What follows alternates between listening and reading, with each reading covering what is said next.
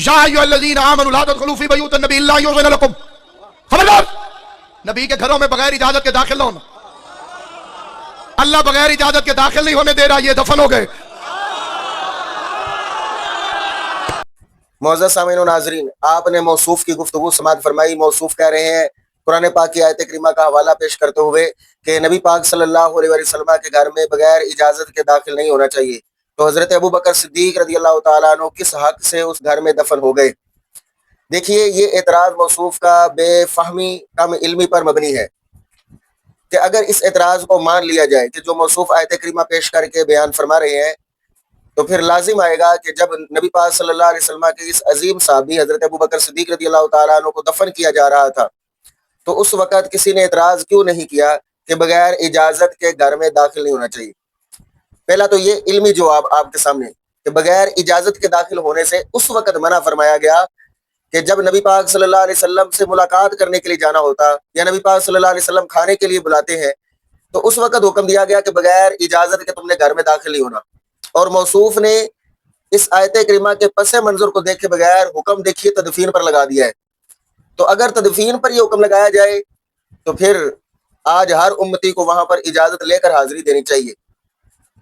تو ڈیفینیٹلی اجازت تو لیتے ہی ہیں رسول اللہ صلی اللہ علیہ وسلم کی بارگاہ میں سلام پیش کرنے کے لیے، لیکن یہ تدفین کے معاملے میں یہ آیت کریمہ نازل نہیں ہوئی۔ اگر تم اس پر تدفین کا حکم لگاتے ہو تو پھر تمہیں اس سے الگ سے کوئی نہ کوئی دلیل پیش کرنی پڑے گی، کوئی آیت پیش کرنی پڑے گی، کوئی حدیث پیش کرنی پڑے گی، جو کہ موصوف آیت اور حدیث اور دلیل کوئی پیش نہیں کر سکتے ہیں۔ اور یہ دوسرا اعتراض بھی موصوف کا سن لیجئے۔ میں ہاتھ جوڑ کے پوچھتا ہوں، کوئی کتاب ثابت کرے کہ بی بی پیکیاں دا حصہ لے کے آئی سی؟ جب محمد کا وارث ہی کوئی نہیں ہوتا تو بیوی مالک کیسے بن گئی؟ بزرگ کی بیٹی رسول کی جائیداد کی وارث کیسے بن گئی؟ اس اعتراض میں آپ نے سنا کہ موصوف کہہ رہے ہیں کہ اگر عائشہ صدیقہ رضی اللہ تعالی عنہ بزرگ کی بیوی وارث بن سکتی ہے وراثت کی، تو نبی کی بیٹی کیوں نہیں وراثت کی وارث بن سکتی ہے؟ موصوف نے یہ اعتراض کیا۔ تو بات یہ ہے کہ بخاری و مسلم کے اندر روایت موجود ہے، رسول اللہ صلی اللہ علیہ وسلم نے فرمایا ہم انبیاء وراثت نہیں چھوڑتے، ہم جو کچھ بھی چھوڑتے ہیں وہ صدقہ ہوتا ہے۔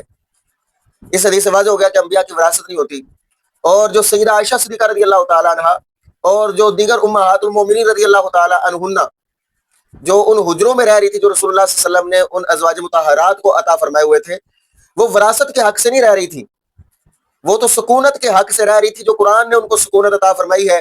قرآن نے کہا وَقَرْنَ فِي بُيُوتِكُنَّ کہ نبی علیہ السلام کی بیویاں اپنے گھروں میں رہیں، وہ اس حق سے نبی علیہ السلام کے حجروں میں رہ رہی تھی، تو وہ وراثت کے حق سے نہیں رہ رہی تھی۔ لہٰذا یہ بھی بے علمی اور کم فہمی پر ان کا اعتراض ہے، اور یہ اعتراض باطل ہے، اس اعتراض کی بھی کوئی حیثیت نہیں ہے۔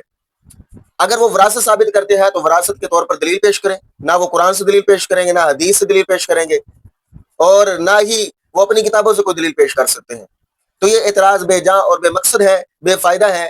اللہ تعالیٰ کے نبی علیہ السلام بھی عظمت والے، ان کے صحاب بھی عظمت والے، اہل بیت بھی عظمت والے ہیں، اور ابو بکر صدیق اور حضرت عمر وہاں پر جو دفن ہوئے ہیں یہ تمام صحابہ اکرام رضی اللہ تعالیٰ عنہم اجمعین کے اجماع سے دفن ہوئے ہیں۔ اور اگر اجماع نہ ہوتا تو کم از کم کوئی نہ کوئی صحابی یا مولا کائنات حضرت کرار شریف خدا رضی اللہ تعالیٰ عنہ آپ ہی اعتراض کر دیتے کہ یہاں پر ابو بکر صدیق کو دفن نہیں ہونے دینا یا حضرت عمر کو دفن نہیں ہونے دینا۔